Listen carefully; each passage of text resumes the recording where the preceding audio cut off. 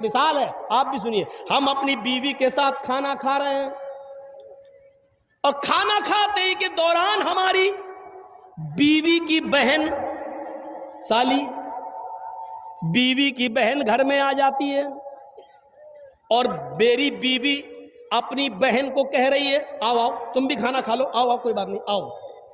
और साली भी बैठ गई। सुनो,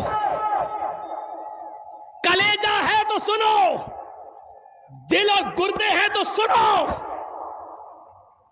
इस्लाम पानी और रंग की तरह, अगर हम इस्लाम को अपने अंदर बसाना चाहते हैं तो सुनो। बीवी की मौजूदगी में भी, बीवी की मौजूदगी में भी, बीवी के सामने भी हम अपनी साली के साथ बैठकर खाना नहीं खा सकते हैं।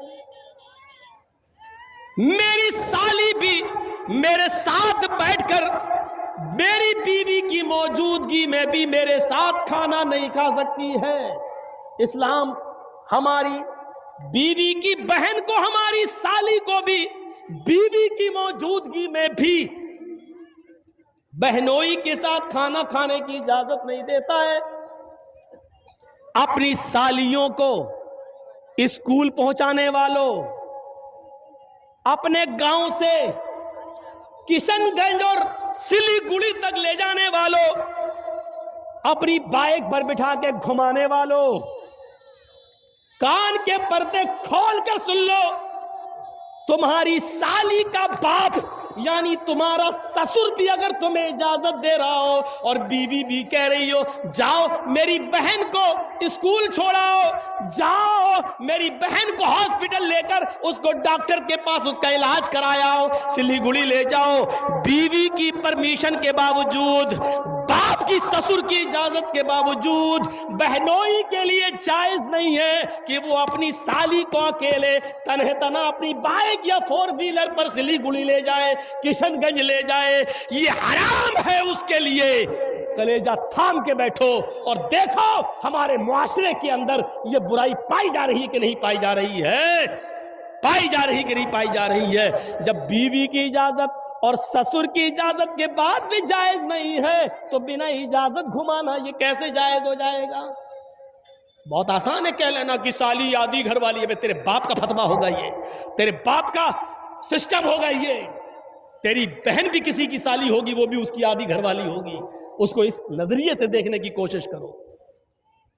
इस्लाम के अंदर साली को भी बहनोई से पर्दा करना पड़ेगा, इसलिए कि बीवी के इंतकाल के बाद या बीवी की तलाक के बाद साली के साथ निकाह जायज हो जाता है और जिसके साथ निकाह जायज हो उससे पर्दा जरूरी है। जहां यह मसला साली के साथ है वहीं यह मसला भाभी के ऊपर भी लागू होता है।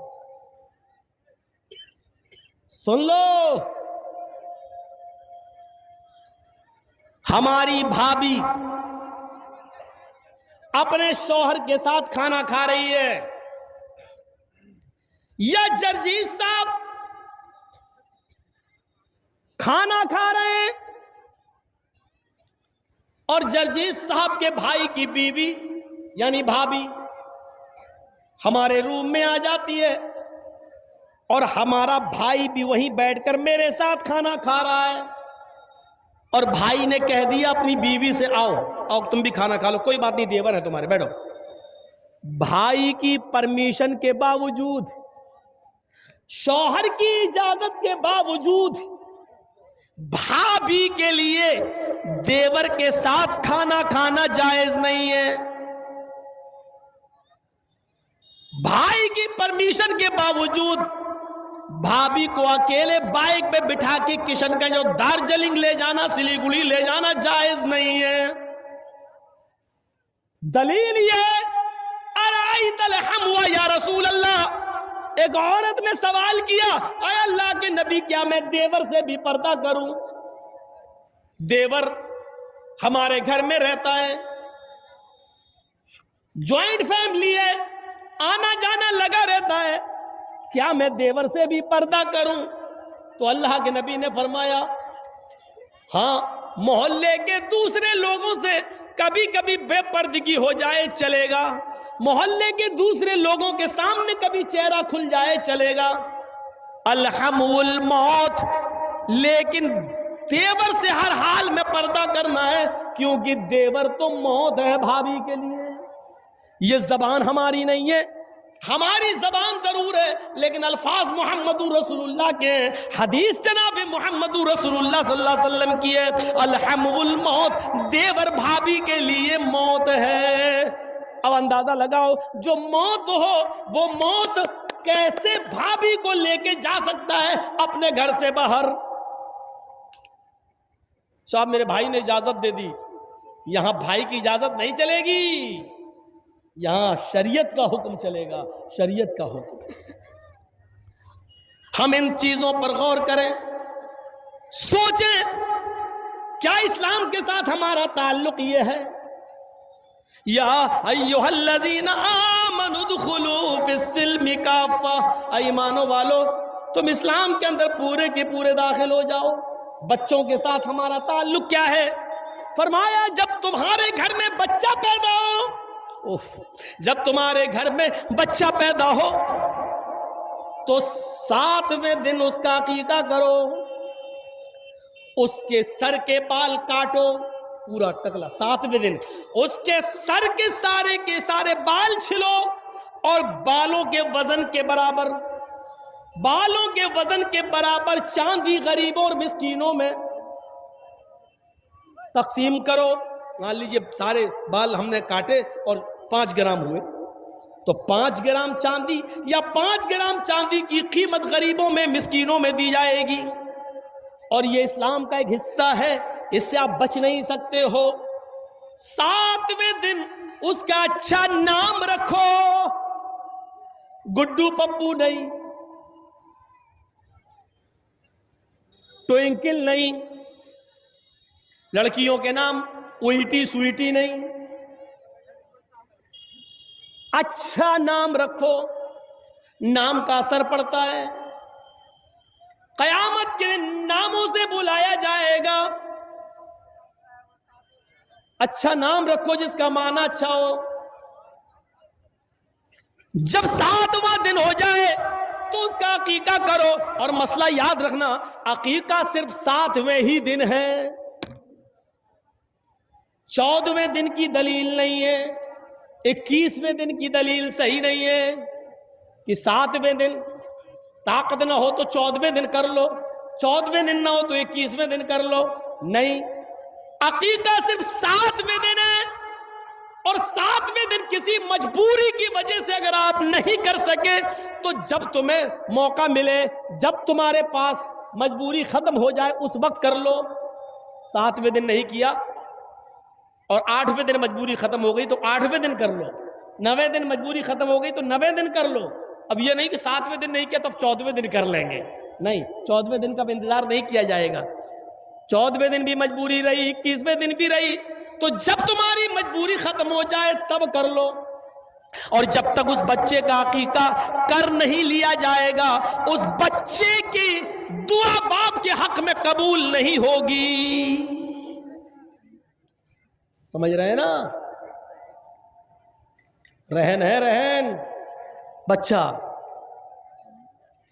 गिरवी है, चाहे कितनी वो बच्चा दुआ करे बाप के हक में, फिर कबूल नहीं होगी। अगर अमदन कसदन जानबूझकर इस्तिताअत के बावजूद आपने उसका अकीका नहीं किया तो ये बाप के ऊपर एक कर्ज है, जब तक वो इसको अदा नहीं करेगा। हाँ, बच्चा 20 साल का हो गया, अब मजबूरी खत्म हुई है तो अब कर दो। बाप 20 साल तक अपने बच्चे का अकीका नहीं कर सका मजबूरी की वजह से, और इंतकाल हो गया, तो बच्चा खुद कमाने लगे तो वो अपना अकीका खुद भी कर सकता है। लेकिन करना है, अगर इस्तिताअत हो जाए तो करो, करना है। याद रखिए, 7वें दिन अकीका करेगा। जब बच्चा पैदा हो तो 7वें दिन अकीका करो। 7वें दिन उसका अच्छा नाम रखो, उसके सर के सारे बाल छील कर बालों के वजन के बराबर चांदी या उस चांदी की कीमत गरीबों और मिस्कीनों में तकसीम करो। लड़का है तो 2 जानवर और लड़की है तो 1। गाय नहीं चलेगी, भैंस नहीं चलेगी, ऊंट नहीं चलेगा, बड़े जानवरों में अकीका नहीं होगा। अकीके के लिए भेड़ बकरी चाहिए, दुब्बा, इन्हीं जानवरों में अकीका होगा। लड़का है तो 2 और लड़की है तो 1। हाँ, अगर आपके पास मजबूरी है और लड़का पैदा हुआ है लेकिन 2 जानवर की कीमत नहीं है, 2 जानवर की इस्तिताअत नहीं है, 1 जानवर आप कर सकते हैं। अगर इस्तिताअत नहीं है तो 1 जानवर भी किया जा सकता है। इस्लाम में आसानी है, सख्ती नहीं है। अगर 2 लड़का है और हम गरीब हैं, 2 जानवरों की कीमत नहीं है मेरे पास लेकिन 1 की इस्तिताअत है, तो यहां इजाजत है शरीयत की तरफ से, तो तुम 1 ही कर दो, क्योंकि अल्लाह रब्बुल आलमीन किसी पर उसकी बोझ से ज्यादा, उसकी हैसियत से ज्यादा उस पर बोझ नहीं डालता है। लड़की है तो 1 है ही। मेरे भाइयों, फिर हुक्म होता है जब तुम्हारा बच्चा जबान चलाने लगे, कुछ थोड़ा थोड़ा बोलने लगे, तो सबसे पहले उसकी जबान से अल्लाह अल्लाह निकलवाओ। 6-7 महीने के बाद बच्चे थोड़ा थोड़ा बोलने लगते हैं, तो उसकी जबान से अल्लाह अल्लाह अल्लाह निकलवाओ। और जब बच्चे की जबान थोड़ी सही हो जाए तो उसको ला इलाहा इल्लल्लाह सिखाओ, उसको ला इलाहा इल्लल्लाह सिखाओ। हम क्या सिखा रहे हैं? 4 साल का हो गया, हैप्पी बर्थडे टू यू। कितना गधा है ये बाप, और मैं गधा कह दिया हूं। जिसको बुरा लगता लगता रहे, जिसको मिर्ची लग रही लगती रहे। अब बताइए, गधे में अकल नहीं होती है? गधे में अकल होती है कहीं? हॉर्न बजाओ तो गधा वहीं आएगा जहां गाड़ी घूम रही है, टी टी और आएगा गाड़ी के पास। उसमें अकल नहीं है। ये बताओ, आपका बच्चा 5 साल का हो गया, आप उसका बर्थडे बना, हैप्पी बर्थडे टू यू। तेरा बच्चा अल्लाह की तरफ से 80 साल की उम्र लेके आया था, 5 साल उसकी कम हो गई है, अब उसकी उम्र 75 साल रह गई है और तू खुश हो रहा है। वो अपनी जिंदगी के 5 साल कम कर चुका और तू खुश हो रहा है।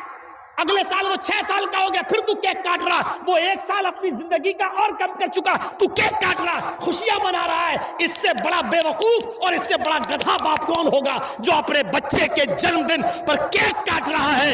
1-1 साल उसकी जिंदगी का कम हो रहा है और ये खुशियां मना रहा है। मैं समझता हूं इससे बड़ा गधा कोई बाप हो ही नहीं सकता। कितना बुरा लग रहा होगा जिन्होंने हैप्पी बर्थडे है? अब है तो है, हम क्या करें? कुरान ने भी मिसालें दी हैं जानवरों की, उलाइका कलानाम बल हुम अज़ल, ये लोग चौपायों की तरह बल्कि उनसे भी ज्यादा गए गुजरे।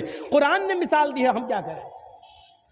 अब दुनिया जीफतुल मय्यत, ये दुनिया मरी हुई लाश है। वह तालिबुहा किलाब, और इस दुनिया के पीछे घूमने वाले, इस दुनिया की दौलत में मगन रहने वाले, इस दुनिया को तलब करने वाले और इस दुनिया को चाहने वाले कुत्ते हैं। तालिबुहा किलाब, अल्लाह के नबी कह रहे हैं इस दुनिया को चाहने वाले कुत्ते हैं, कुत्ते। अब हम क्या करें? अल्लाह के नबी कह रहे हैं, हम क्या करें?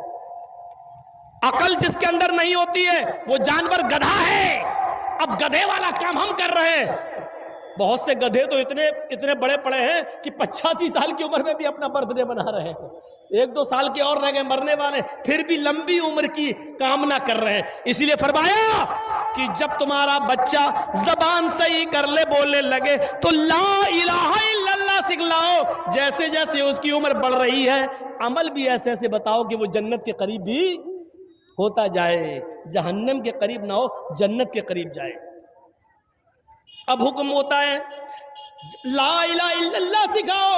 अब हुक्म होता है जब तुम्हारा बेटा 7 साल का हो तो उसको वुजू करना सिखलाओ, नमाज पढ़ना सिखलाओ, अपने साथ उसको उंगली पकड़ के मस्जिद में ले जाओ, उसको नमाज की आदत डलवाओ। कभी पढ़ेगा कभी छोड़ेगा, कभी पढ़ेगा कभी छोड़ेगा। कोई बात नहीं, सख्ती बहुत ज्यादा नहीं करना है, लेकिन लेके जाना है, आदत डलवाना है। अब 3 साल तक ये आदत डलवाओ, जब उसकी उम्र 10 साल की हो जाए तो अब सख्ती करोगे। जब वो 10 साल का हो और नमाज न पढ़े तो पीट पीट कर, मार मार कर उसको मस्जिद में ले जाओ।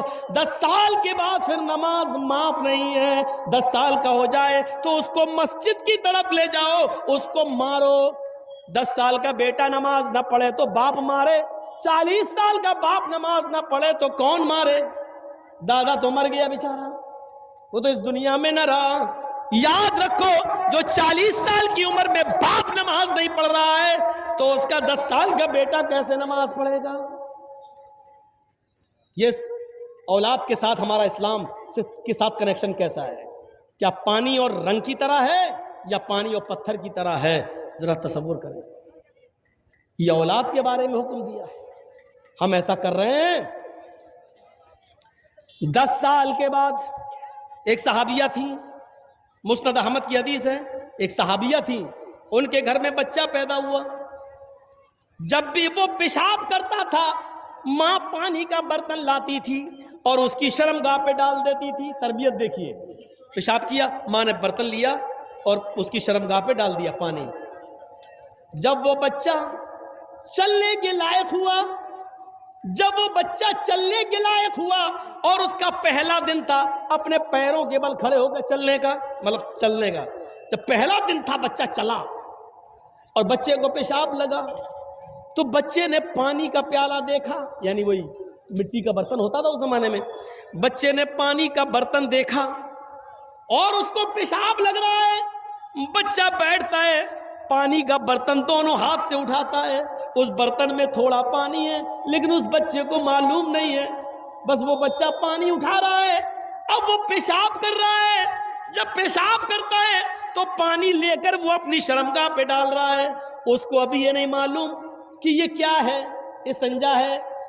उससे पहले हमें पानी के एक एक कतरे को निकालना पड़ेगा, उसके बाद दाहिने हाथ से पानी का बर्तन लेकर हम बाएं हाथ से अपनी शर्मगाह को पकड़कर उसको धोएंगे। उस बच्चे को ये कुछ नहीं मालूम, उसको सिर्फ इतना मालूम है कि जब भी मैं पेशाब करता था मेरी माँ पानी डाल देती थी। उस बच्चे ने पानी का प्याला लिया, पेशाब जमीन पर किया और पानी लेकर ऐसे ही डाल रहा है जैसे उसकी माँ डालती थी। माँ अपने बच्चे के इस मंजर को देख रही है, माँ की आंखों में खुशी के आंसू है। जब बच्चा पेशाब करके पानी डाल लेता है, कहती है फुस्तु बिरब्बिल काबा, अल्लाह की कसम में कामयाब हो गई, अल्लाह की कसम में कामयाब हो गई।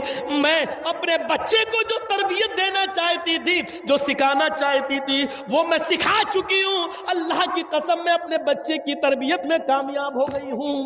1 साल का मुश्किल से बच्चा, 1.5 साल का मुश्किल से बच्चा और पानी का प्याला लेकर पेशाब करने जा रहा है और माँ ने कहा मैंने जो तरबियत दी वो बच्चे को तरबियत आ गई है, अभी पेशाब कर रहा है, ठीक है, कल उसको अकल भी आएगी। ऐसी तरबियत माएँ ऐसी तरबियत देती थी। एक माँ ये थी जिसने अपने बच्चे को ये तरबियत दी। एक माँ वो थी जिसने अपने बच्चे को डाकू बना दिया।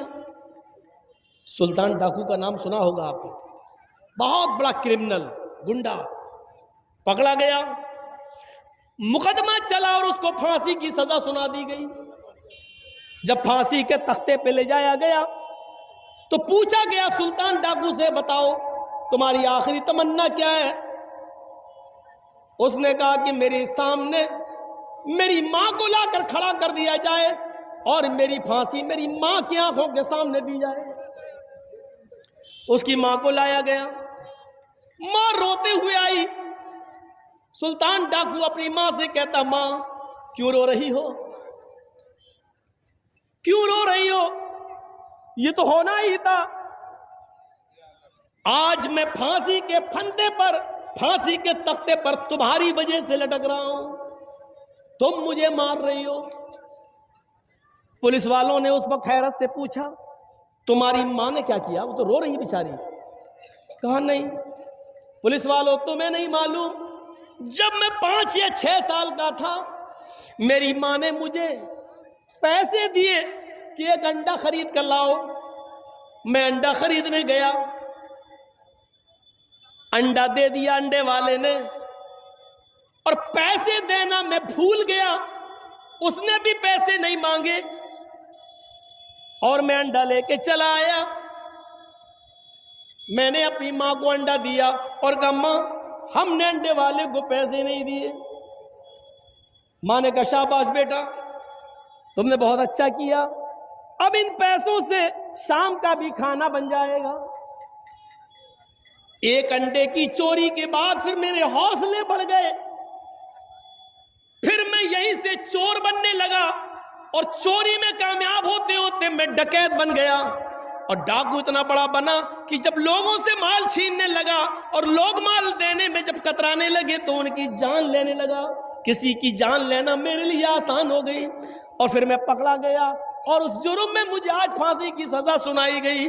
अगर मेरी मां ने 6 साल की उम्र में जब मैंने पहले अंडे की चोरी की और उस दुकानदार को पैसा नहीं दिया, अगर मैंने अंडा अपनी मां को देते वक्त इसके बारे में बताया होता कि ये चोरी का अंडा है, और उसी वक्त मां ने एक थप्पड़ मेरे गाल पे मारा होता या मेरी पीठ पर मारा होता और मेरी उंगली पकड़ कर लेकर ये पैसे उस दुकान वाले को दिए होते या अंडा वापस कर दिया होता, तो आज मैं इतना बड़ा चोर और इतना बड़ा डाकू नहीं बनता।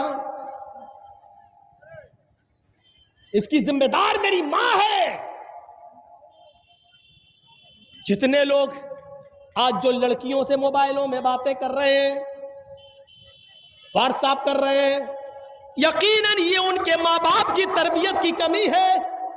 अगर उनके बाप ने और उनकी मां ने अगर तरबियत दी होती तो जिन लड़कियों से वो बात कर रहे हैं वो उनको अपनी बहन और अपनी बेटी समझ रहे होते, अपनी बहन समझ रहे होते, आज उनसे अश्लील बातें नहीं कर रहे होते, आज व्हाट्सएप पे गुफ्तगू नहीं कर रहे होते, आज मोबाइल पर गुफ्तगू नहीं कर रहे होते, आज 1-1 और 2-2 घंटे उनसे बातें नहीं कर रहे होते। ये तरबियत की कमी है, चाहे बाप की हो या माँ की हो। एक तरबियत वो थी कि हजरत मरियम अलैहिस्सलाम मस्जिद के मेहराब में बैठी हुई हैं और उनके पास बेमौसम फल आ गए। मौसमी का मौसम नहीं मौसमी आई, गाजर का मौसम नहीं गाजर आई है, मेरे भाइयों तरबूज का मौसम नहीं तरबूज रखा हुआ है, आम का मौसम नहीं लेकिन आम रखा हुआ है। हजरत जकरिया जब मस्जिद के मेहराब में दाखिल हुए, जब देखा कि मरियम के पास ये फल आ गए हैं, इसका तो मौसम ही नहीं है, सीजन ही नहीं है इन फल का, फिर ये फल कहां से आए? तो हजरत जकरिया ने सबसे पहला सवाल ये किया मरियम से, अन्ना लक हाजा, आए मरियम पहला ये बता कि ये फल कहां से आए? सेब का मौसम नहीं सेब कहां से आया, अनार का मौसम नहीं अनार कहां से आया, आम का मौसम नहीं आम कहां से आया?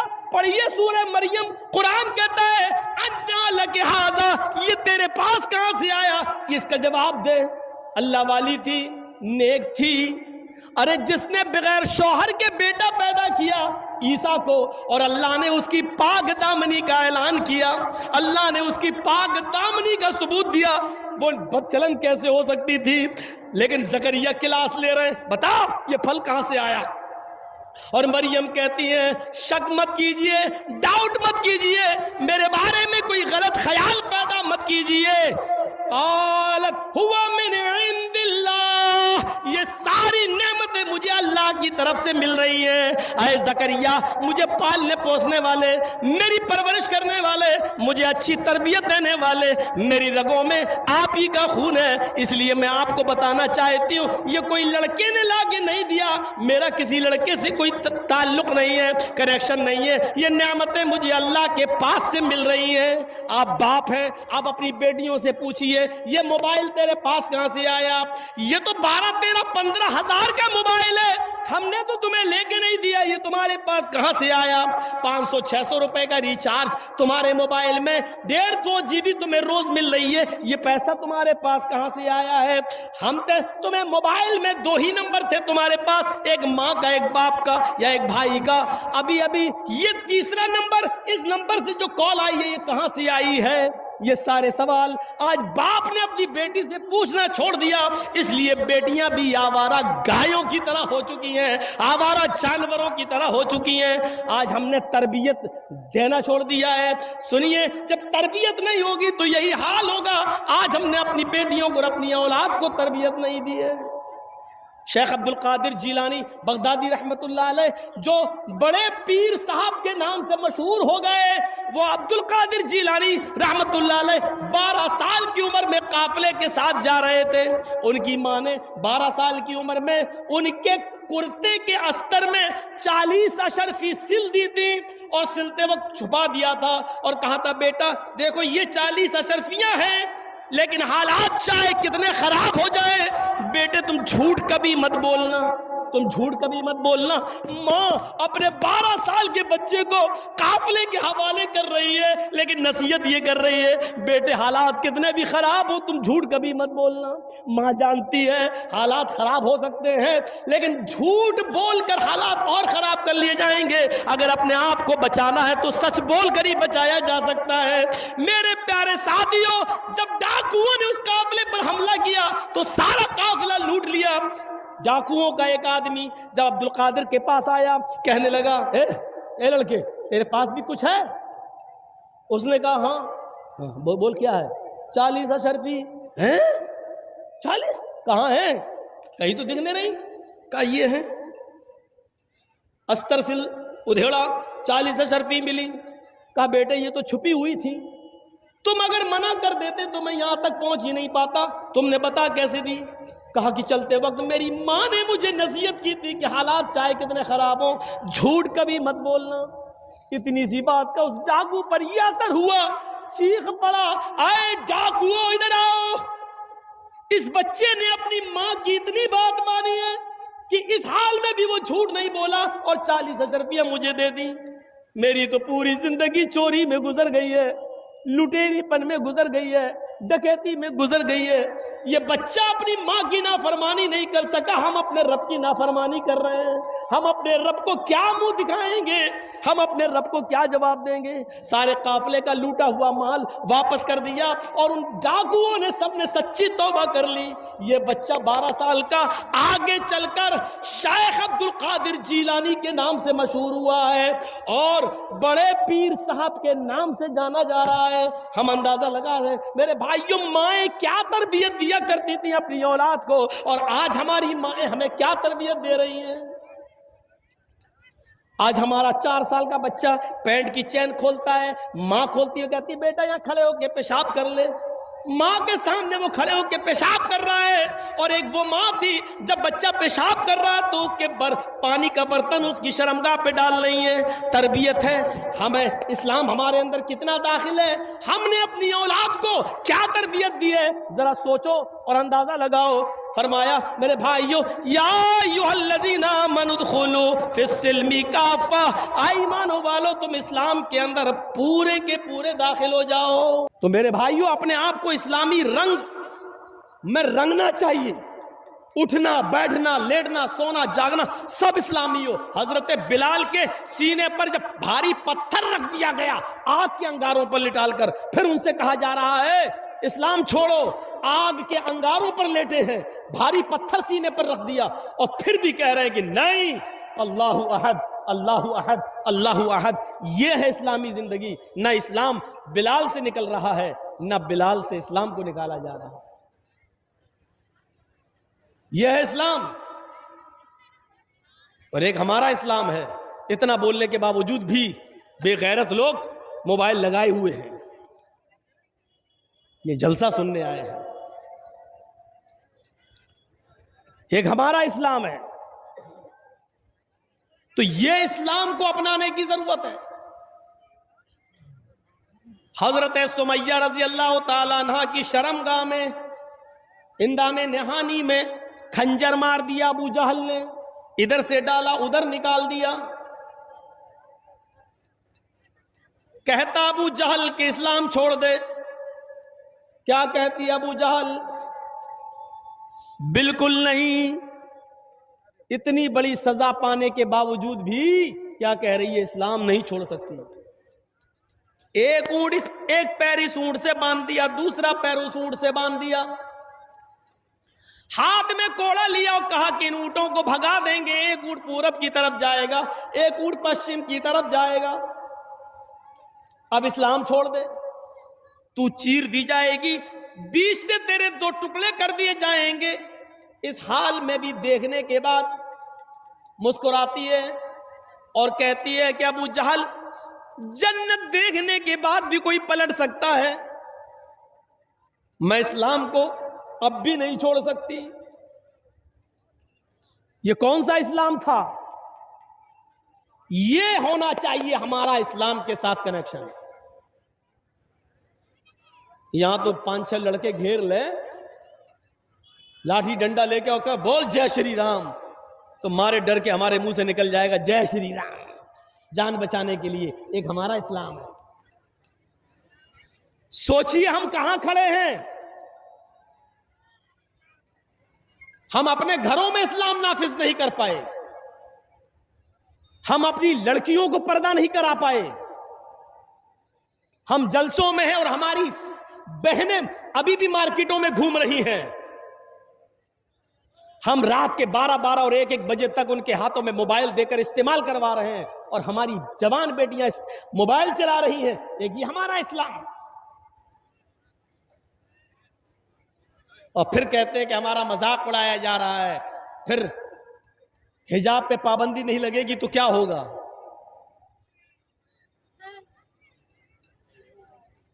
यही सब हालात हमें देखना पड़ेंगे, क्योंकि इसके जिम्मेदार हम खुद हैं। कल तक हमारी मस्जिदों से, हमारे मोहल्लों से जब किसी हिंदू की बारात निकलती थी तो गांव में घुसने से पहले बारात बंद हो जाती थी कि मुसलमानों को बैंड बाजा पसंद नहीं है, इनको तकलीफ नहीं पहुंचाएंगे, इनको हम क्यों तकलीफ दें, बंद कर देते थे बैंड बाजे। लेकिन आज हमारी मस्जिदों के पास भी बैंड बाजे बंद नहीं होते हैं। नमाज हो रही होती है और बारात बजती हुई गुजर जाती है। क्यों? क्योंकि हमने अजानों के वक्त खुद अपने घर की टीवियां बंद नहीं की है, हमने मैच देखना बंद नहीं किए हैं। हमारी औरतें, हमारी मां बहनें टीवी में सीरियल देखना जब से शुरू कर दी हैं तो गैर मुस्लिमों ने हमारी मस्जिदों के पास भी बैंड बाजे बजाना बंद नहीं किया है, बजाना शुरू कर दिया है। उसकी जिम्मेदार कौन है? इस हालात की जिम्मेदार कौन है? हम खुद इन हालात के जिम्मेदार हैं। याद रखिए, अब जो गलती आप करेंगे वो मिटेगी नहीं। एक उम्र होती है किसी गलती के मिटाने की। हमारा छोटा सा बच्चा स्कूल पढ़ने के लिए जाता है, नर्सरी, LKG, UKG, फिर फर्स्ट, सेकंड, थर्ड। जब वो बच्चा छोटा है, पढ़ने जाता है, तो उसको कलम से, पेन से नहीं लिखाया जाता है, पेंसिल दी जाती है, कच्चे मसाले की पेंसिल, और साथ में रेजर दिया जाता है, उसको लिखाया जाता है। बच्चा है, लिखने में गलती करता है, रेजर से मिटाया जाता है, क्योंकि अभी उसकी उम्र गलती करने की है। वो अभी गलती करेगा और उसको रेजर से मिटाया जाएगा। लेकिन जब वही हमारा बच्चा 6 क्लास में आ जाता है तो फिर उसको पेंसिल से नहीं बल्कि कलम से लिखने को दिया जाता है। क्यों? ये मैसेज देने की कोशिश की जाती है कि अब तुम्हारी गलती करने की उम्र खत्म हो चुकी है। जब तुम्हारी गलती होती थी तो मिटा दी जाती थी, अब तुम इतने बड़े हो चुके हो कि अब तुम पेन से लिखोगे, सोच समझ कर लिखना। अब अगर गलती करोगे तो रेजर से मिटने वाली नहीं है। इलेक्शन के हालात, बिहार के हालात, यूपी का इलेक्शन और इन तमाम चीजों में हमारी बेवकूफी और हमारा पागलपन हमें बता रहा है कि अभी भी हम अपने आप को बच्चे समझ रहे हैं कि हम लिखेंगे गलत और मिटा दिया जाएगा।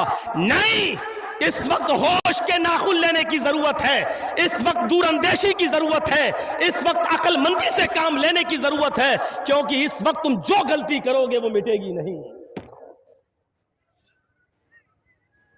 मैंने कह दिया जो कहना था। अब भैंस का गोश्त खाने वाले होगे तो नहीं समझोगे, क्योंकि भैंस कुंद दिमाग होती है, और अगर भैंस के अलावा कुछ और खा रहे होगे तो समझ गए होगे कि मौलाना जर्जिस क्या कह रहा है और क्यों कह रहा है। जरूरत है इस वक्त अपने आप को ये सोचने की कि अब हमारी गलती मिटने वाली नहीं है। जो गलती हमने की है वो मिटेगी नहीं। यूपी वालों ने जो गलती की है वो अब मिटेगी नहीं। उसका खमियाजा 5 साल तक भुगतना पड़ेगा।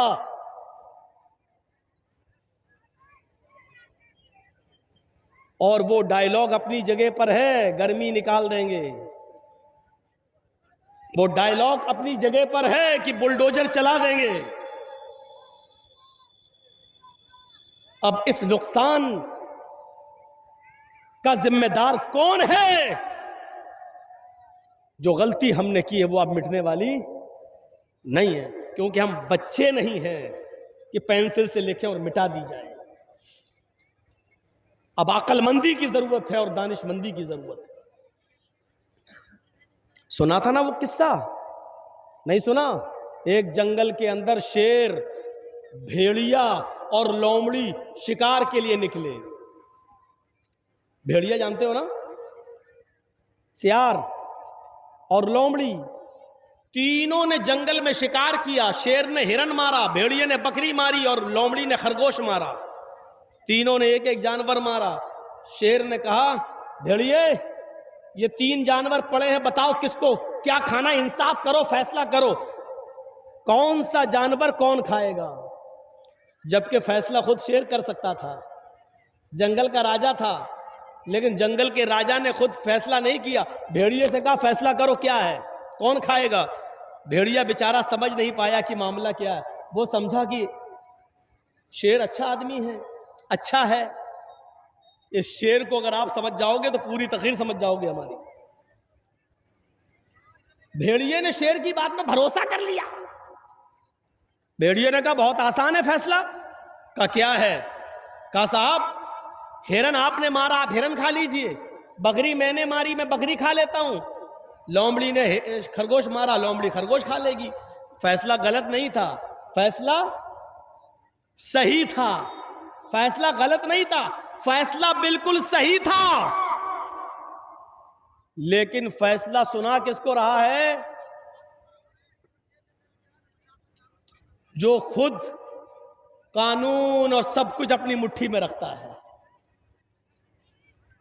जिसकी ठोकरों में और जिसके कदमों में सब चीजें पड़ी हुई हैं।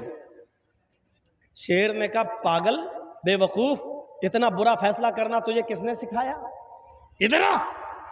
चलो जी क्या गलत फैसला किया? हिरन आपने मारा, आप खा लीजिए, बकरी मैंने मारी, मैं खा लेता हूं, लोमड़ी ने खरगोश मारा, लोमड़ी को खरगोश दे देता हूं। शेर ने कहा यह फैसला तुझे किसने बताया? मारा एक झपट्टा, गई भेड़िए की गर्दन की, मर गया वो। कमीना कहीं का, फैसला करना नहीं आता इसको। लोमड़ी से कहा तुम फैसला करो। लोमड़ी तो समझ गई, कहा तुम फैसला करो। लोमड़ी ने कहा अरे बहुत आसान है फैसला करना, इस भेड़िए को तो फैसला करना ही नहीं आता था, गधा था बिल्कुल, बेवकूफ, पागल, ऐसा फैसला होता है। शेर ने कहा अच्छा तो तुम बताओ, तुम क्या फैसला करोगी, तुम फैसला करो। उसने कहा साहब आप जंगल के राजा हैं, तीनों जानवर आपके हैं। सुबह भूख लगे तो हिरन खा लो, शाम को भूख लगे तो बकरी खा लो, और दोपहर में भूख लगे तो मुंह का टेस्ट बदलने के लिए खरगोश खा लो। इसको तो फैसला करना ही नहीं आता था, जंगल के राजा आप हैं, आप सब खाएंगे कि ये खाएगा? कहा वाह लोमड़ी वाह, इधर आ, शाबाश, ये है फैसला। इतना अच्छा फैसला करना तुझे किसने सिखाया? कहा इसी भेड़िए से सीखा है जनाब। लोमड़ी ने क्या कहा? इसी भेड़िए से सीखा है। यानी भेड़िए ने फैसला तो सही किया, लेकिन वो आपको समझ नहीं पाया कि आप कितने बड़े जालिम हैं। उसने फैसला सही किया लेकिन फिर भी मारा गया। मैंने फैसला गलत जरूर किया, लेकिन वक्त का तकाजा यह था कि अपने आप को बचा लिया जाए। मैंने अपने आप को बचा लिया। तसव्वुर कीजिए आप, लोमड़ी का फैसला गलत था, उसने तीनों जानवर शेर को दे दिए, फैसला गलत था उसका, लेकिन अक्लमंदी का फैसला था। अक्लमंदी ये थी कि अगर वो ये फैसला नहीं करती तो वो भी मारी जाती, तो हम ही नहीं रहेंगे। तो अपने आप को तो पहले बचाओ, भूखे रह जाना गवारा, लेकिन अपने आप को बचाना जरूरी। तो उसने कहा तीनों जानवर आपके, और अब तो भेड़िया भी बढ़ गया, चारों जानवर आपके। भेड़िए शेर ने कहा वाह, ये फैसला बहुत अच्छा। किसने सिखाया? कहा इसी भेड़िए से सीखा है, यानी हालात से सीखा है। हम मुसलमान हैं जो हालात से फैसला करना नहीं सीखते हैं। हम जज्बाती हैं। हमारे लिए किसी ने क्या किया, हमारे लिए किसने क्या किया, हम अभी तक ये करते रहे, हम अभी तक वो करते रहे, नहीं, हम बस इस जज्बात की रो में बहते गए, जज्बात की रो में बहते गए, और नतीजा ये निकला कि अभी तो हम 5 दिन तक कुर्सियां और दरिया बिछाते थे, अब 5 साल तक हमें कुर्सियां और दरिया बिछाने के साथ साथ दूसरों के बैठने की जगह को भी अपने हाथ से पोछा लगाना पड़ेगा। मेरे भाइयों, पहले 5 दिन हम ऐसा कर रहे थे, अब 5 साल हमें ऐसा करना पड़ेगा। यह फर्क है। पहले नुकसान कम था, अब नुकसान ज्यादा है। मेरे भाइयों, जरा तसव्वुर करो, आपके पैर में कैंसर हो जाए और डॉक्टर यह कहते कि पैर कटाना पड़ेगा, नहीं तो आपकी जान चली जाएगी, तो आप जान देना गवारा करोगे या अपना पैर कटाना गवारा करोगे? अक्लमंदी का तकाजा यह है कि पैर कटाकर अपनी जान बचा लो। यह हमने नहीं किया। हालात के तकाजे से सीखो, भेड़िए लोमड़ी के फैसले से सीखो कि उसने ये अपने आप को बचाने के लिए क्या किया। बहरहाल मेरे प्यारे साथियों, ये वो वक्त है कि अब पेंसिल से लिखकर गलती को रेजर से मिटाया नहीं जा सकता है।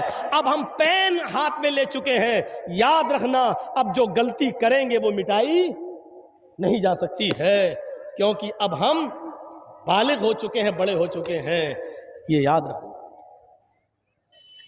और माफ कीजिएगा, फिर कह देता हूं, 2-4 नमाजें पढ़ लेने से, 2-4 रोजे रख लेने से हम मुसलमान नहीं हो जाएंगे।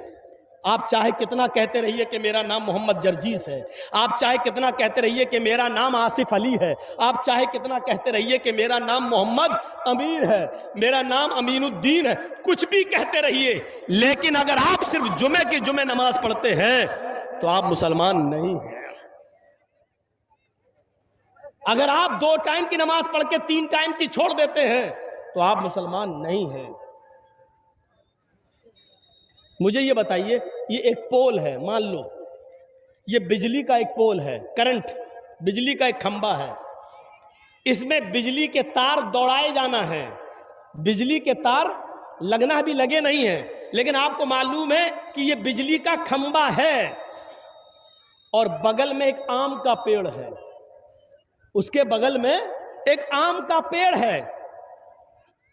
आंधी आई, हवा चली, गौर से सुनना, मैं बहुत जबरदस्त मिसाल दे रहा हूं।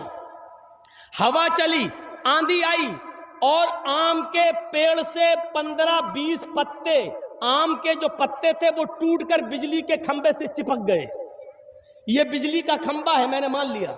आम के पेड़ से पत्ते टूटे और बिजली के खंबे पर चिपक गए। आपने देखा कि बिजली के खंबे पर आम के पत्ते लगे हुए हैं, तो आप उस बिजली के खंबे को बिजली का खंबा कहोगे या आम का पेड़ कहोगे?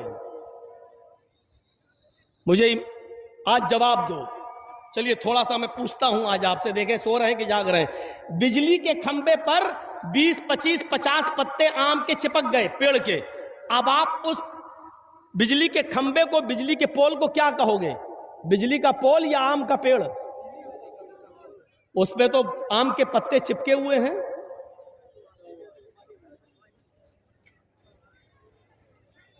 यही जवाब है ना। 2, 4, 10, 20 आम के पत्ते अगर पोल पर चिपक जाएं तो उन 2-4 पत्तों के चिपकने से बिजली का खंबा आम का पेड़ नहीं हो सकता है। तो 2-4 नमाजें पढ़ लेने और 2-4 रोजे रख लेने से हम पक्के मुसलमान कैसे हो सकते हैं? मुझे इस बात का जवाब दीजिए। आम के पेड़ को आम का पेड़ तभी कहा जाएगा जब वो अपनी जड़ में भी आम हो, अपने तने में भी आम हो, अपनी शाखाओं में भी आम हो, उस पर पत्ते भी आम के हों और उस पर फल भी आम का लग रहा हो, तब आप उसको क्या कहोगे? ये आम का पेड़ है।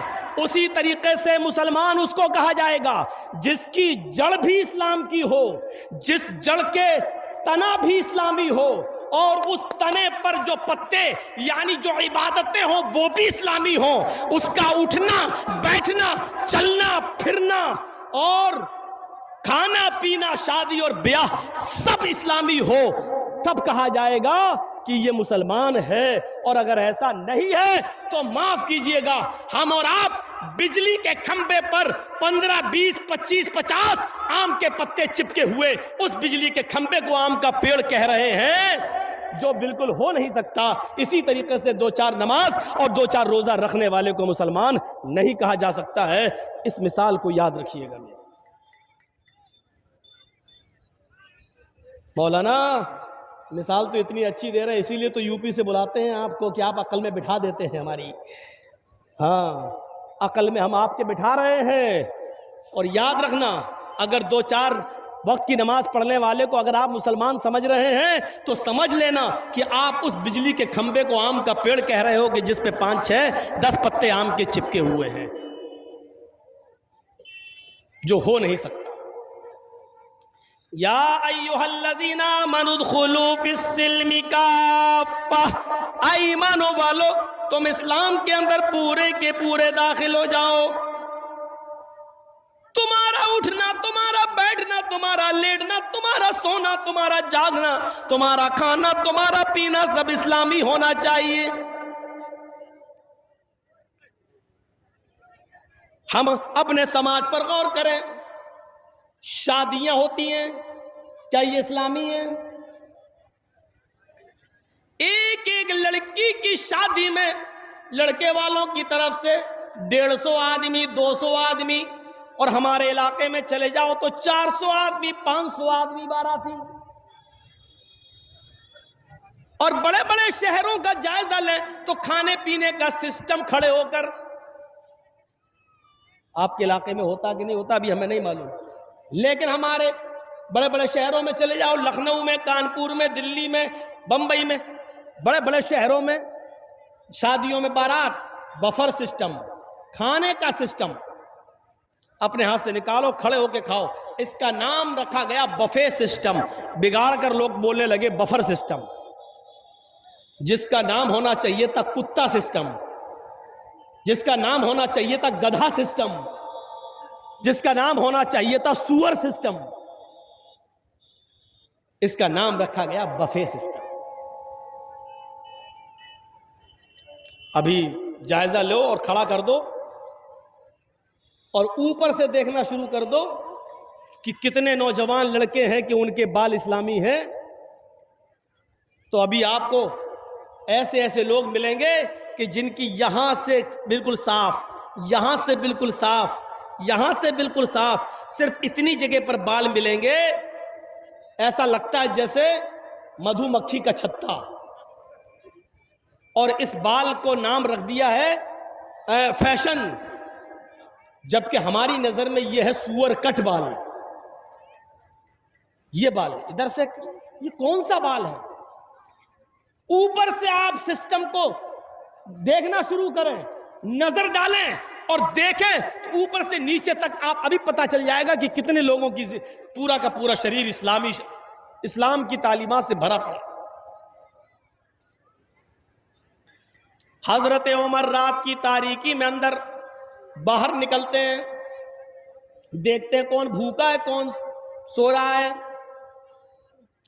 रात के अंधेरे में एक घर से किसी औरत की चीखने की आवाज आती है। वो औरत बुलंद आवाज से चीखते हुए नाम ले रही है कि मेरा शौहर मैदान जंग में कत्ल कर दिया गया है और अभी तक मेरी दूसरी शादी नहीं हुई है, ना मैंने की है। अब तो जवानी मुझे इतनी तंग कर रही है कि आज की रात अगर नजर इब्ने हारिस होता, आज की रात अगर नजर इब्ने हारिस होता तो आज मैं नजर इब्ने हारिस को पकड़कर आज अपने चारपाई पर, अपने बिस्तर पर ले आती और आज चारपाई के पाए टूट जाते, यानी आज मैं उससे हम बिस्तर हो जाती, उससे मिल लेती। हजरत उमर फारूक ने उस औरत के गुनगुनाने की आवाज अपने कानों में सुनी तो आपने मकान नंबर नोट कर लिया और चले गए। सुबह होकर किसी आदमी के जरिए उस औरत को बुलवाया और उस औरत से पूछा, क्या बात है, तुम्हारा हस्बैंड कहाँ है? का मैदान जंग में कत्ल कर दिए गए। तुमने दूसरी शादी क्यों नहीं की? का मुनासिब कोई लड़का नहीं मिला। तो ये बताओ कि तुम रात में ये अशार क्यों पढ़ रही थी? उसने कहा, नहीं मैं तो ऐसा नहीं पढ़ रही थी। उमर फारूक ने कहा, मैंने अपने कानों से सुना है। तुम सबको झुठला सकती हो, मुझे नहीं। सही बता दो कि ये कोड़ा निकाला और कहा बताओ। तो कहने लगी, हाँ मैंने नजर इब्न हारिस का नाम लिया है। कहा नजर इब्न हारिस कौन है? कहा फला फला मोहल्ले में रहता है। क्या वो भी तुम्हें जानता है? जवाब दिया नहीं। कहा फिर तुम उसको कैसे जानती हो?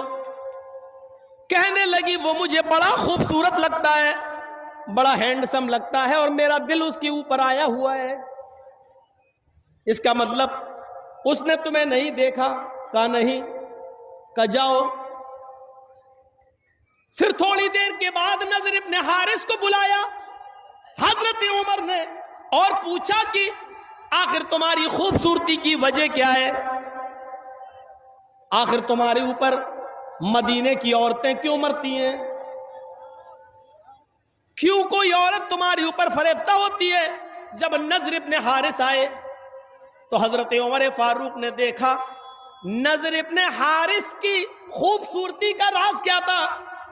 उनके आगे के बाल यहां होता ना, यहां से डाल के यहां बड़े हो रहे हैं। बड़े का मतलब ये होता ना, ये तो यहां के बाल उसके बड़े थे नजर इब्न हारिस के। हजरत उमर ने कहा, ओ तो ये वजह है, ये तुम्हारे आगे के ये जुल्फ, ये आगे के बाल, इसकी खूबसूरती की वजह से मदीने की औरतें तुम्हारे ऊपर मरती हैं। एक आदमी के अंदर ये बस इतनी कमी थी, यहां तो एक दो बच्चे होंगे। सोचो तो सही, वहां एक आदमी ऐसा मिला। हजरत उमर ने कहा बार बार को बुलाओ, नाई को बुलाओ। कहा अमीरुल मोमिनीन क्या बात है? कहा तुम्हारे बाल काटे जाएंगे, टकला किया जाएगा तुम्हारे। कहा अमीरुल मोमिनीन मेरा क्या कसूर है? अगर औरत मुझ पे मर रही है तो वो मर रही, हमने थोड़ी उससे कुछ कहा, हम तो जानते भी नहीं उसको। कहा वजह ये नहीं है, उसकी सजा तो मैं नहीं दे रहा हूं, सजा इस बात की मिल रही है कि तुम्हारे आगे के ये बाल अगर इतने बड़े हुए ना होते तो वो औरत तुम्हारे ऊपर ना मरती। इस खूबसूरती की वजह से मर रही है। लाओ इधर, टकला कर दिया, पूरे हो गए गंजा, लग रहा है जैसे उम्रा कर लिया। का अमीरुल मोमिनीन आप कर रहे हैं फैसला तो मान रहा हूं, लेकिन मेरा दिल नहीं हो रहा टकला कराने का। कहा तुम्हारे दिल से क्या मतलब? अब पूरा टकला कर दिया। अब टकला करने के बाद फिर हजरत उमर ने एक काम और किया। क्या किया? एक सफेद रंग का अमामा पगड़ी उनके सर पे बांध दी ताकि टकला ना दिखाई दे। लोग टकले का मजाक उड़ाते हैं, अब तो बहुत बड़े बड़े लोग टकले हैं। टकला होना कोई बुरी चीज थोड़ी है, कुदरती चीज है। हो गया तो कोई क्या करे। अब बड़े बड़े लोगों को मैंने टकला कह दिया, ये यूट्यूब वालों से बड़ा डर लगता है। हमने किसी का नाम नहीं लिया, ये फोटो भी बना देंगे, तस्वीर भी बना देंगे और लिख भी देंगे कि मौलाना जर्जीस ने इनको टकला कहा। ये इनका हरामीपना है और इस हरामीपने से ये यूट्यूब चैनल वाले बाज नहीं आ रहे हैं,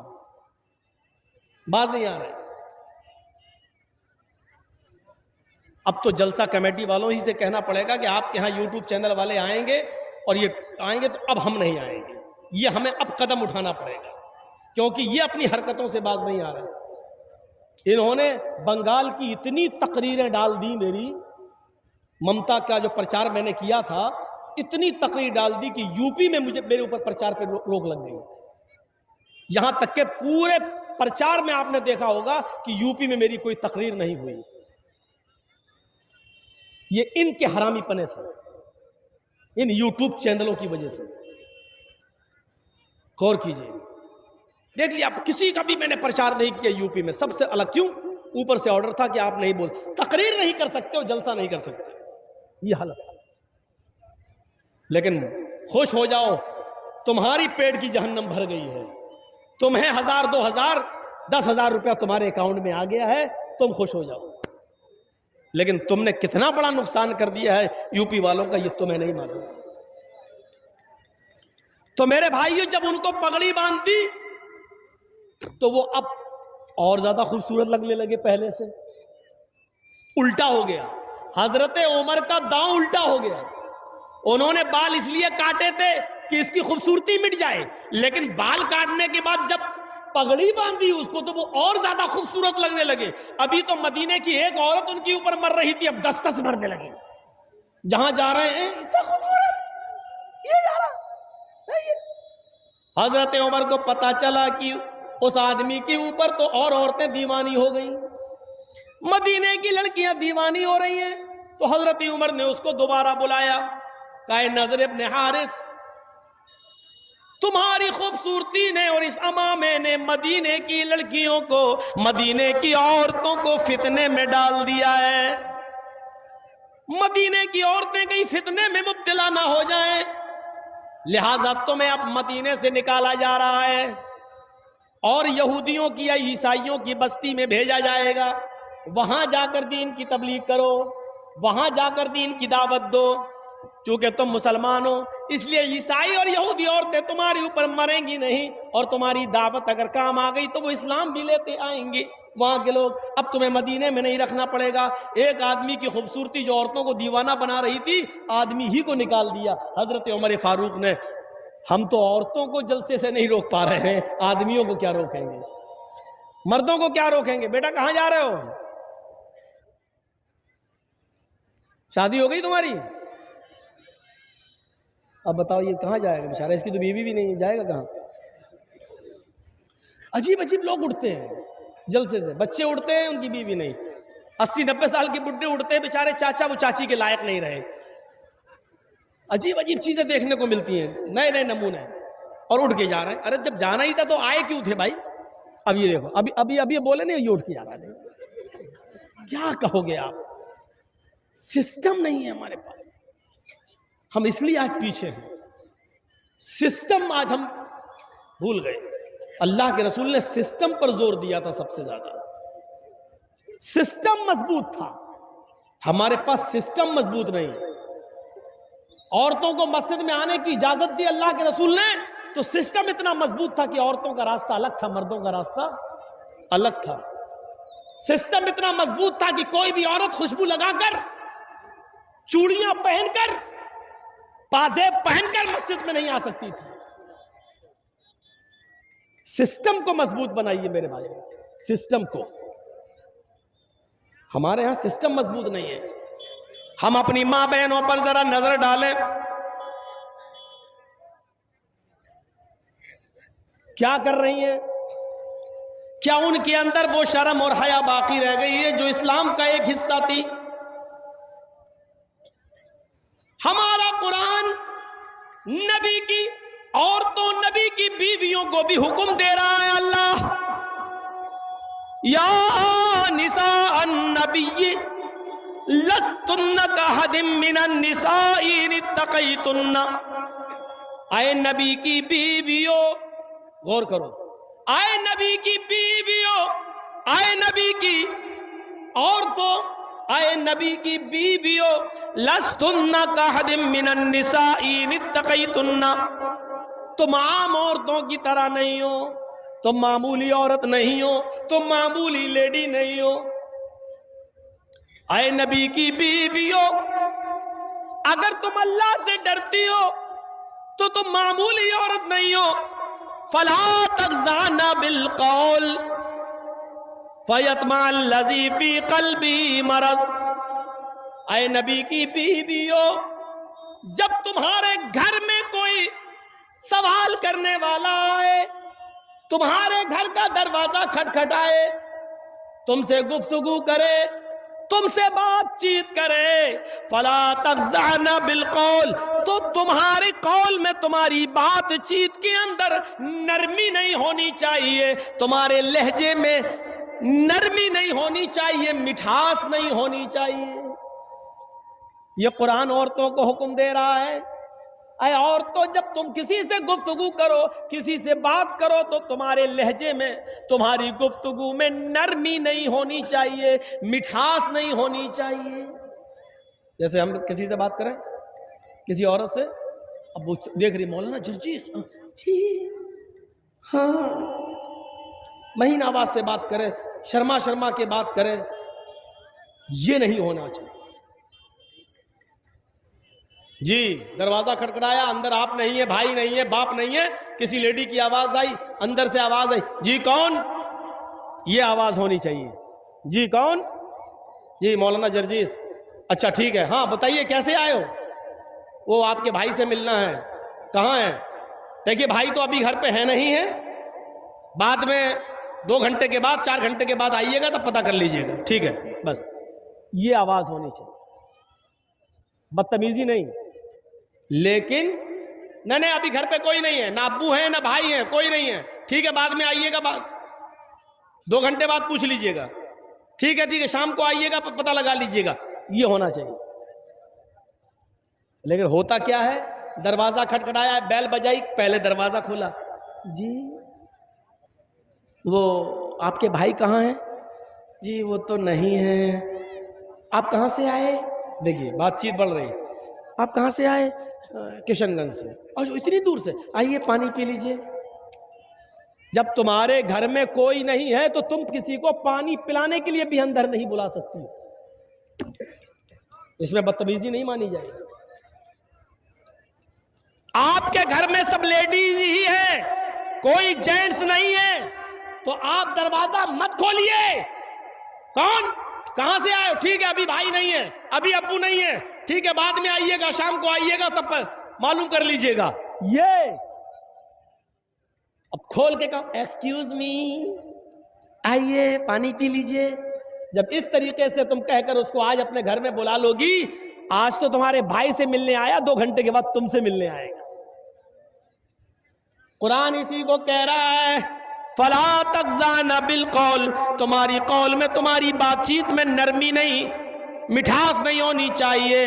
अगर तुम नरमी से और मीठेपन से बात करोगी, फ़यत्मअल्लज़ी फ़ी क़ल्बी मरज़, तो जो बीमार दिल वाला है, जो जिसका दिल कमजोर है, फौरन किसी लड़की की हल्की सी आवाज सुनकर पिघल जाता है, उसकी तरफ झुकने लगता है, इसको अल्लाह के नबी, इसको कुरान ने क्या कहा, मरज़, फ़यत्मअल्लज़ी फ़ी क़ल्बी मरज़, जिसके दिल में बीमारी होगी, इश्क की, मोहब्बत की, वो तुम्हारे बारे में तरह तरह के ख्यालात अपने दिमाग में रखने लगेगा।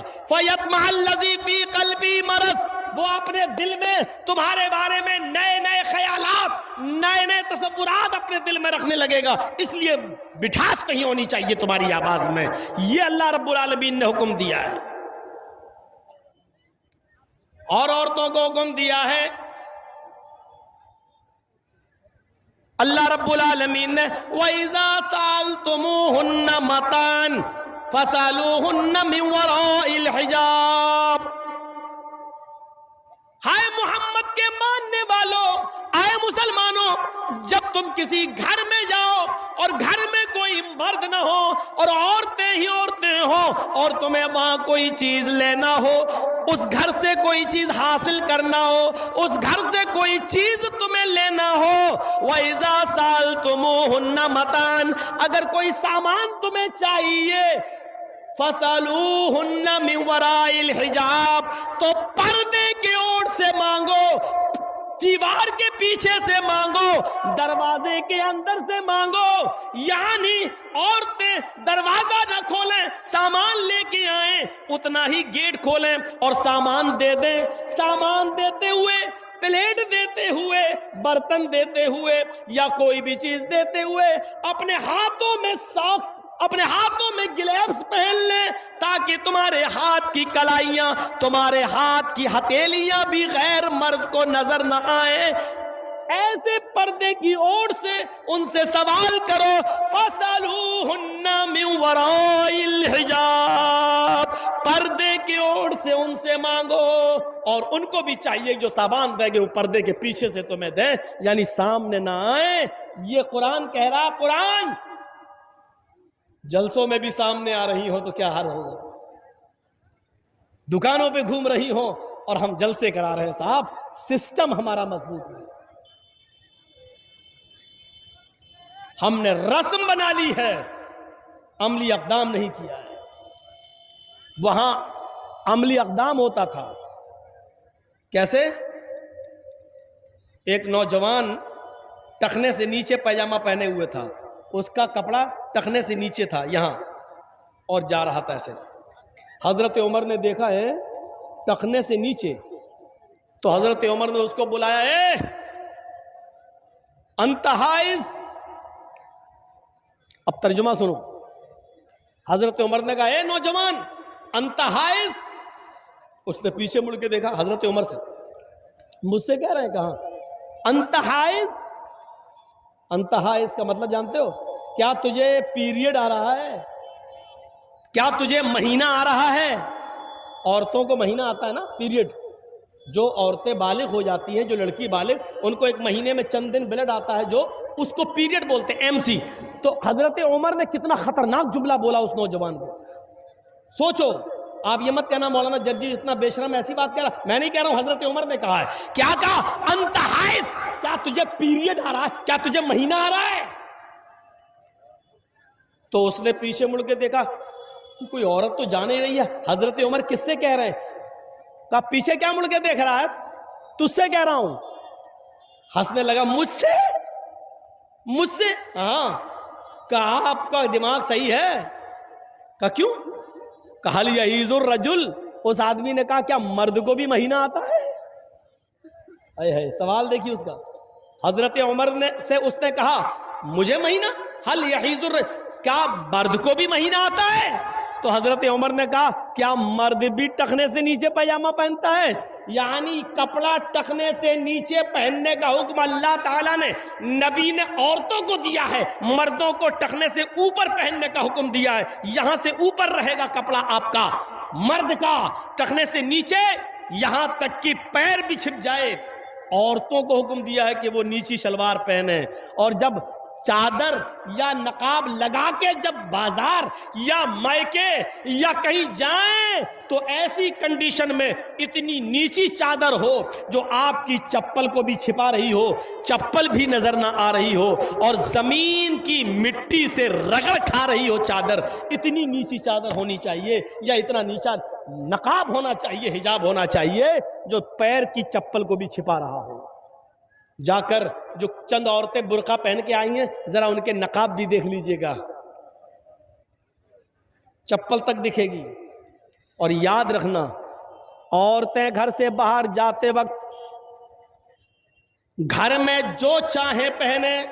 जिस घर के अंदर गैर मर्दों का आवागमन नहीं है, औरतें घर में जो पहनना चाहे पहने, कोई रुकावट नहीं है। दुपट्टा ओढ़े न ओढ़े, ओढ़नी ले न ले, बाल खुले रखें या बांध के रखें, नाइटी पहने न पहने, जो चाहे। और गौर से सुनो, घर के अंदर जहां गैर मर्दों का आवागमन नहीं है, औरतें जो चाहे पहन सकती हैं, उनको कोई रुकावट नहीं है। लेकिन घर से बाहर अगर जाएंगी, घर से बाहर जब निकलेंगी, तो औरतें घर से बाहर निकलते वक्त चूड़ियां भी पहनने की इजाजत नहीं है, चूड़ियां भी नहीं पहन सकती। हर बजने वाली चीज मना है, कोई भी बजने वाली चीज औरत पहनकर नहीं जा सकती। अगर चूड़ी बज रही है तो चूड़ी पहनकर जाना गलत है। पाजेब, पायल पहनकर नहीं जा सकती अगर उसमें घुंघरू लगे हुए हैं तो। उसको आपके यहां क्या बोलते हैं? ऊंची हिल की चप्पल जो होती है ना, ऊंची हिल की पहन लेती हैं, वो नीचे गुटका लगा रहता है, थोड़ा सा नाटी कद की हो तो लंबी लगती है वो, और वो पहन के चलती हैं तो वो सड़क पर वो चप्पल आवाज करती है, टक टक टक टक आवाज करेगी। औरत के लिए ऊंची हिल की वो चप्पल जो सड़क पर चलते वक्त टक टक की आवाज करे, वो चप्पल भी पहनकर चलना मना है औरत के लिए। जाहिर है वो चप्पल टक टक टक टक करेगी, इधर उसकी चप्पल बोलेगी टक टक टक टक, उधर नौजवानों के दिल बोलेंगे धक धक धक धक। मना है। कोई भी खुशबू परफ्यूम नहीं लगा सकती, घर में जो चाहे लगाए, लेकिन घर के बाहर कोई परफ्यूम नहीं, कोई इत्र नहीं, यहां तक कि खुशबूदार कोई चीज नहीं। अगर क्रीम में खुशबू है तो वो भी नहीं, पाउडर में खुशबू है तो वो भी नहीं, अगर कोई ऐसा तेल यूज करती है जिसमें खुशबू है तो वो भी नहीं।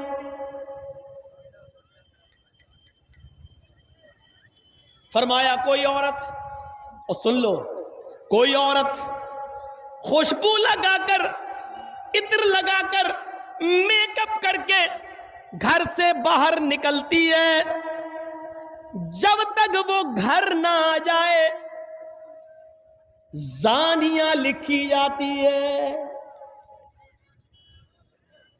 सुन रहे हैं? जो औरत मेकअप करके, जो औरत खुशबू लगाकर, जो औरत क्रीम पाउडर मेकअप सवर कर जब घर से बाहर निकलती है तो उस पर अल्लाह की, फरिश्तों की लानत बरसती रहती है, और जब तक वो घर के बाहर रहती है जानिया और बदचलन लिखी जाती है। अब वो बाजार से या मेकअप करके गई और बाहर से घूमकर जब वो अपने घर पे आ जाए तो उस वक्त तक वो नमाज नहीं पढ़ सकती है। नोट करिए, उस वक्त तक वो नमाज नहीं पढ़ सकती है जब तक कि वो ऐसे गुस्ल न कर ले, ऐसे नहा न ले जैसे शौहर से बीवी मिलने के बाद, हम बिस्तर होने के बाद जब बीवी गुस्ल करती है और नहाकर पाक होती है, जब तक ये औरत उस तरीके पर गुस्ल न कर ले तब तक वो न नमाज पढ़ सकती है, न रोजा रख सकती है। अब बताइए हम इस्लाम के इस मिशन में कितने घुल चुके हैं। बताइए इस्लाम का, हमारा और हमारी बेटियों का इस्लाम कैसा है? क्या पानी और रंग की तरह है? क्या हमारी लड़कियां, हमारी बीवियां क्या इस इस्लाम के मिजाज में पूरी की पूरी दाखिल हैं? कौन सी लड़की है जो लिपस्टिक लगा के नहीं आई है? जरा देखो तो।